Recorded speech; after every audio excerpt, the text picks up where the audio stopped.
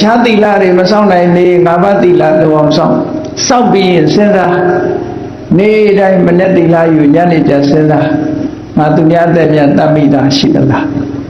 သူများဥစ္စာမတရားယူမိတာများရှိလားသူတော်ဘာသာမယာရောပြင်းပါတာရှိသလားလိမ်ပြောမိတာရောရှိသလားမူရစေဝတောက်စားမိတာရောရှိသလားမရှိဘူးဆိုလို့ရှိရင်ငါဒီကနေ့အပြစ်ကင်းတယ်သောတပန်ပုဂ္ဂိုလ်တွေစောင့်တဲ့အတိုင်းသောတပန်ဟာဒီလိုအပြစ်ကင်းတယ်သောတပန်အပြစ်ကင်းတဲ့သောတပန်นี่ထိမ့်သိမ်းဆောက်ရှောက်တဲ့သီလမျိုးငါဒီကနေ့လုံနေကိုယ့်ကိုတွေးကြည့်လိုက်စမ်းဘလောက်ဝန်တာလိုက်အနဝိဇ္ဇဒုက္ခလို့ခေါ်တယ်အပြစ်ကင်းတဲ့ချမ်းငါလူဘယ်တော့မှငရဲမကြဘူးဟောငါးပါးသီလငါလုံနေငါးပါးသီလငါရဲ့အကိုရဖြစ်တယ်လို့စိတ်ထဲမှာအတ္တတရောဖြစ်လာရင်ကိုယ်သီလလေးကိုဆင်ញင်လိုက်တိုင်းစိတ်နှလုံးဟာချမ်းသာစိတ်နှလုံးဟာကြည်လင်းလာကြည်တော့ဘာဖြစ်ဝမ်းမြောက်တယ်ဝမ်းမြောက်ရင်ပီတိဖြစ်တယ်ပီတိဖြစ်လို့ရှိရင်ဘာဖြစ်လဲကိုယ်စိတ်ငြိမ်းချမ်းလာငြိမ်းချမ်းရင်ချမ်းသာဆိုတာရချမ်းသာရင်ဘာဖြစ်လဲစိတ်တည်ငြိမ်မှုတွေရလာစိတ်တည်ငြိမ်ရင်အမှန်တရားကိုသိလာတယ်ဟောဒါဒီဘဝတွေရနောက်ဘဝကိုမစဉ်းစားနဲ့အောင်ငါးပါးသီလလုံလို့နတ်ပြည်ရောက်တယ်ဆိုတာထားကိုမမြင်ရဘူး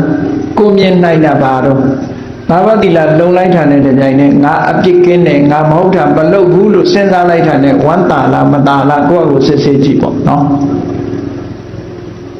ဝမ်းသာအောင်စဉ်းစားနိုင်ရအဲ့ဒီငါးပါးသီလဆောက်တည်ပြီးတဲ့နောက်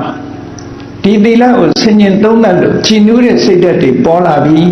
စိတ်တွေတည်ငြိမ်လာတယ်ဆိုတော့ဒါသီလနုတ္တိဘာဝနာကမ္မထံတစ်ခုပဲပေါ့အဲ့ဒီသီလနုတ္တိကမ္မထံကိုပဲထပ်ဆင့်ပြီးတော့